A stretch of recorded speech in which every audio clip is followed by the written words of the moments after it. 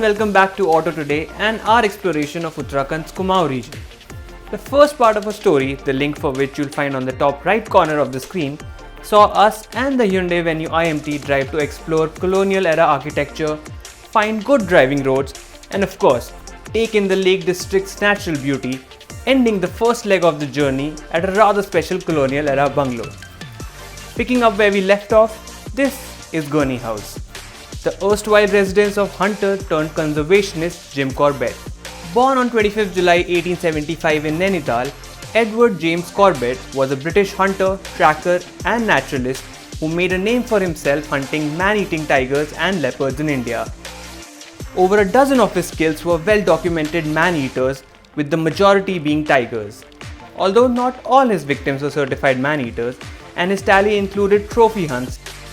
According to his books, the big cats he had hunted over the years were responsible for the deaths of around 1,200 men, women and children. He eventually started focusing on documenting wildlife in the region and helped establish Kumaon's first national park in 1936, named HAILEY National Park, after Sir Malcolm Hailey.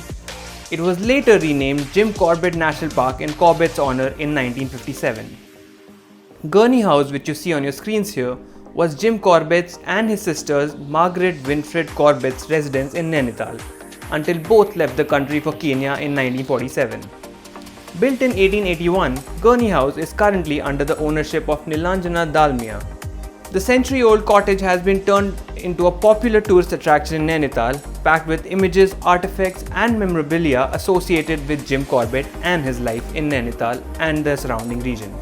CHHOTI HALDWANI, located 30 kilometers downhill from Nainital, was Corbett's residence for a short while as well. He adopted the village, which earned it the name Corbett's Village, and helped build a 7.2 kilometer long wall all around to protect villagers and their livestock from predators.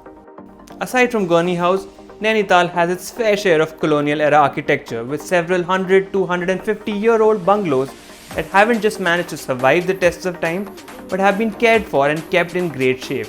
And we were lucky enough to get a closer look at a few of them.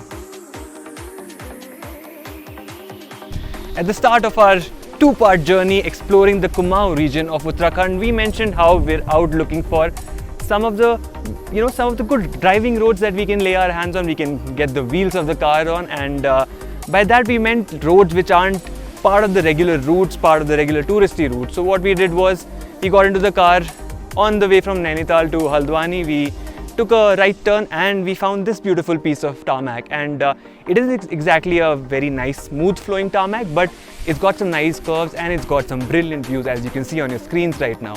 And since this road is one of those lesser traveled ones, chances are that you might even be able to spot a bit of wildlife, because as we came around a bend, we spotted a leopard jumping off the cliff. Unfortunately, I don't think we got it on camera, but there are chances that you might be able to spot some wildlife over here as well. The road we picked leads to Pangot, and while the tarmac may have been less than perfect, it did serve up stunning views, including that of snow-capped peaks, as well as a bird's eye view of Nainital.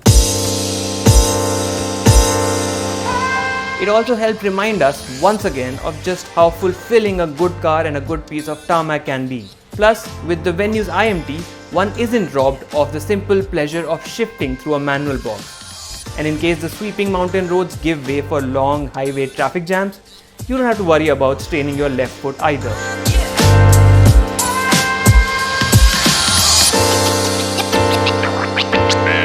Kumaon is known as the Lake District, as we've already pointed out, but while most, including us, were quite familiar with the popular ones like Nainital, Bhimtal and the likes, there are a few that can easily fly under the radar of most visitors. A small excursion down a concrete path cutting off the road leading down from Nainital to CHHOTI HALDWANI led us to KHURPATAL. This emerald green lake nestled in the mountains isn't what you'd call spellbinding, but there is certainly something very calming about the peace and tranquility afforded by places tucked away from the unending hustle and bustle of the usual tourist hotspots. With this, we wrapped up our Pride of India series with Hyundai, and you can check out all the parts by clicking on the Pride of India playlist.